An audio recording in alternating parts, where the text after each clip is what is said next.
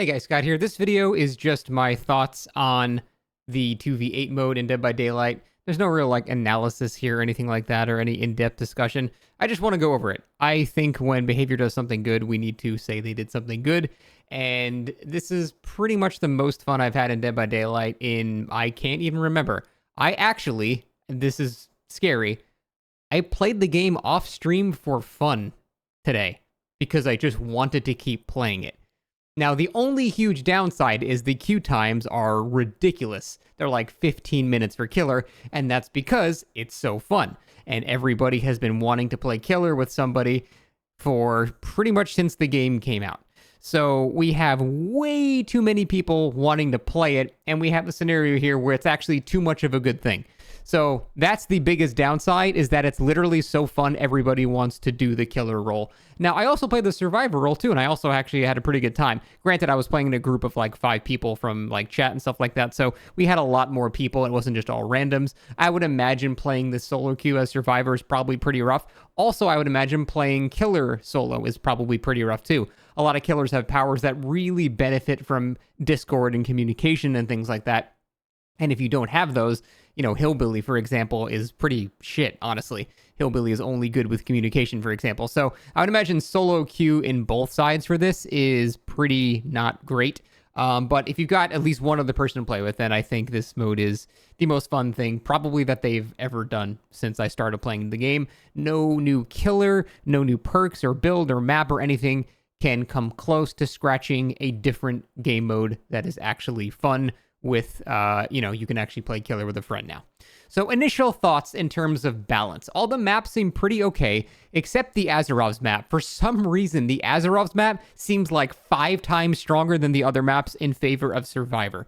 The only game that we actually lost was on Azarov's, and it's because there was 40-something pallets on it, and we just both couldn't really down anybody unless we 2v1 them, which, even then it would take a little bit of time. So for some reason, that Azarov's, maybe we just got insanely bad RNG or something. We only got it once. Like I said, we only got maybe 10 games the entire day. So the Azarov's map was really, really fucked in terms of RNG. But everything else felt pretty much okay on Survivor, felt okay. There's a lot of weird filler pallets on the outside of the map now, which are not great, but they can be used for a stun to kind of get away.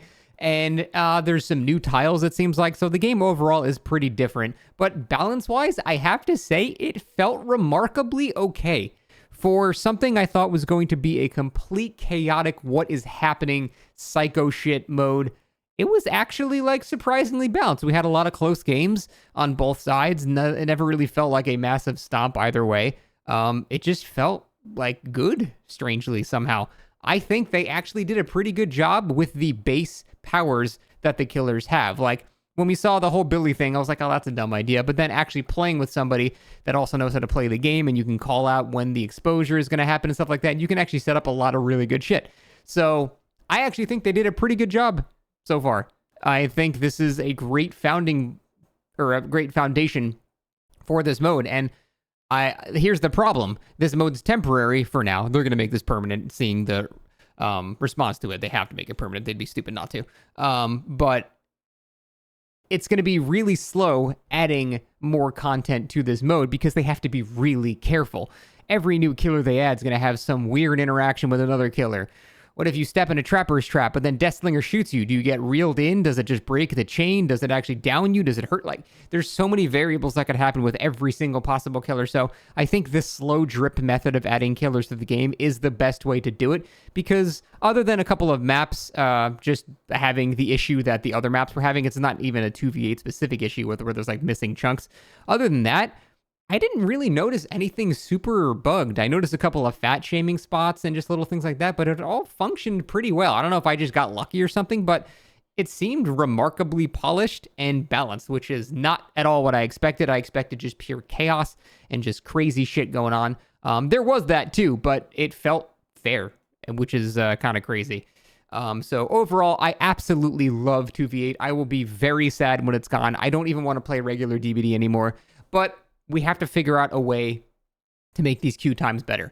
That is the main massive downside. I had a 4-hour stream and I played maybe 9 or 10 games the entire time. It was rough, so how do we fix that? I don't know. They made a mode that is too fun. So this is purely a numbers thing. It's not like matchmaking is broken. And because the queue times are so long, matchmaking goes out and out and out and out and out. So we were getting everything from extremely good comp players to literally baby's first Leon game. So MMR is all over the place due to the queue times. We need to find a way to get those queue times better. I just don't really know how to do that. They are trying to do that by incentivizing a whole bunch of extra bonus blood points for Survivor. We're almost at 500% bonus blood points, which is insane. But I think at the end of the day, this shows that people value their fun more than the rewards they get from the actual game. People want to play killer with their friends. I don't care if you give 1,000 extra blood points or 1,000% blood points. People are still going to prefer playing with their friends. Now, it might equal out a bit more over time, but for now, I don't know what they do to fix this. I don't think there is a solution. I think we just have to wait over time for less killers to play the mode or something. I don't know. If you guys have a solution, I'm sure Behavior would love to hear it, because that is the main reason that the issue, the mode is kind of problematic right now, because you just physically can't play it, because frankly, it's so fun that, yeah. So that's the main issue. Other than that, though, I absolutely love it. The actual gameplay itself is amazing. I couldn't be happier with what we've got so far. I hope they keep adding to this. I hope they don't go, well, that was a fun 2 weeks, and then just fuck off and never use it again. That will be such a waste. They have to see the insane amount of people that are playing right now. There's 100,000 people playing. That is almost the highest we've ever had in DBZ's history. So it really is a good thing for this game, and they need to stick with it. Keep giving attention to this. Like, don't make this a little side mode that like 3 people fuck with. You need like a team dedicated to this mode. This is a new foundational block for the game, and I hope they treat it as such. But other than that, that's it. Thanks for watching. I'll be doing this for the next 2 weeks because I don't want to do anything else. See you next time.